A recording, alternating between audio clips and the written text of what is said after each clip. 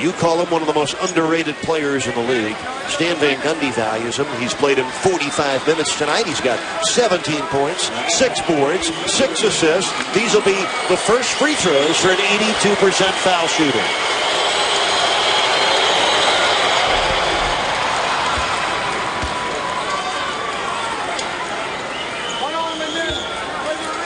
Magic lead by 1.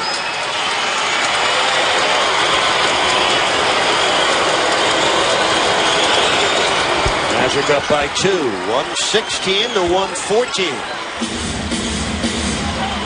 First meeting between these clubs, the Magic scored 120 and won it by 21. 40 seconds left in OT. Orlando leads by 2. Wade scoreless in the overtime. Being shadowed by Bogans. Arroyo with a deflection and out of bounds off Daquan Cook.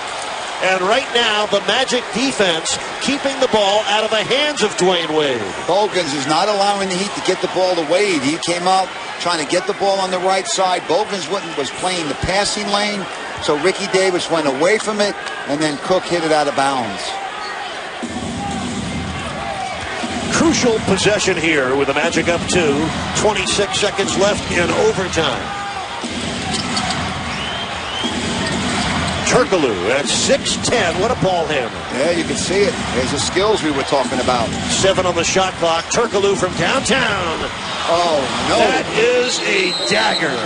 Hedo Turkoglu, 8 points in overtime. Coach, that one really hurts Miami. They're down 5 with under 12 seconds left in OT.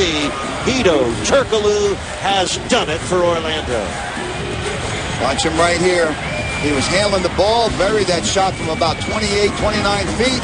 He'd have down 5 when we come back.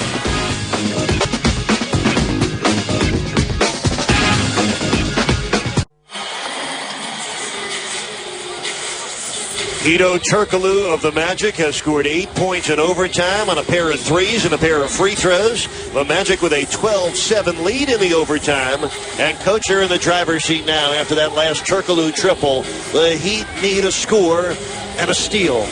And then some more. Well, the Heat may need a 3 here because if you're going to put them on the foul line down 2, the Heat down 2, then maybe they'll miss one of the 2. But Pat Riley elects to go to the basket, take the 2. Udonis missed the shot. Dwayne Wade, this is a telling stat, Coach. He has not even taken a shot in overtime.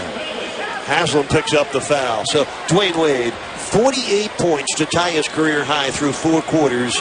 And I give a lot of credit to the Magic defense. They kept the ball out of his hands here in the overtime, but maybe the Heat didn't do as good a job as they needed to get him the ball. 119, 114, Coach. This could be another in a long line of crushing defeats for Miami at home. This could be the Heat's 10th loss of the season at home.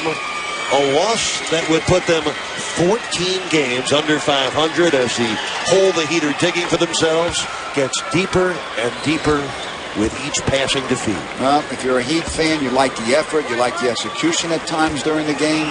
But again, as you mentioned, the Heat had a chance to finish this game as a winner and didn't do it. So with everything else, you can take everything else into consideration. The bottom line is the Heat has trouble finishing games. You thought after Cook made that 3 to get them into overtime, that they were in a good position to take this game away from Orlando. How about Dwight Howard? 29 points, 20 rebounds. The 10th career game for Howard with more than 20 points and more than 20 rebounds. Turkoglu with 22. Turkoglu was the star here in overtime. Coach Stan Van Gundy, during that 7-game home losing streak for Orlando, was openly critical of his team. Some of his comments took his players by surprise. Stan said, "I'm not taking any of it back. All of it was true." While the criticism may have stung some of his players, maybe it reached them as well. They beat the Knicks at home. They're about to send the Heat to their 22nd defeat and make it 2-0 this year against Miami. So Stan's had some up and down moments, but overall, he's doing a good job with this Orlando team. Now you got, as you mentioned, Eric, 19-11. If he wins tonight, he's 20-11, and this would be the 13th. He'd be 13-0 with the lead going into the 4th quarter. Daquan hanging in the air for 3, doesn't get it, and the Magic win the game.